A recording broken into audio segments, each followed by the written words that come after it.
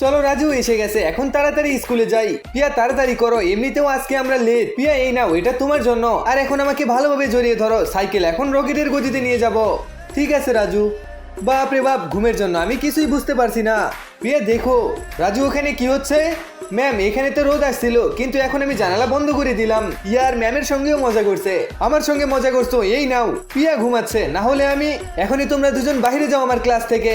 ইয়ার অনেক ঘুম পাচ্ছে, কি দরকার ছিল ম্যামের সঙ্গে মজা করার? আমি কি করব, শুরু তো ম্যামই করেছে। রাজু এখনো আমার অনেক ঘুম পাচ্ছে, আমি কি করব? আমার কাছে একটা আইডিয়া আছে, ব্যাগ থেকে কলম বের করো। আচ্ছা এখন তোমার হাত আমাকে দাও, আমি এই কলম দিয়ে তোমার হাতে একটা ঘড়ি বানিয়ে দিচ্ছি। ইয়ার যতক্ষণ পিয়ার সঙ্গে থাকি অনেক ভালো লাগে। এই নাও, হয়ে গেছে তোমার ঘড়ি। কিন্তু ঘড়ি তো চলছে না।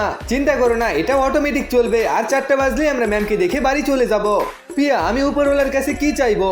তোমার যেটা ভালো লাগে। হে উপরওয়ালা, আমাকে কখনো পিয়ার থেকে দূরে নিয়ে যেও না, বাস আর কিচ্ছু চাই না। তুমি কিছুই চাইতে পারবে না। তোমরা দুজন এখানে কি করছো? বাপরে ম্যাম এখানে।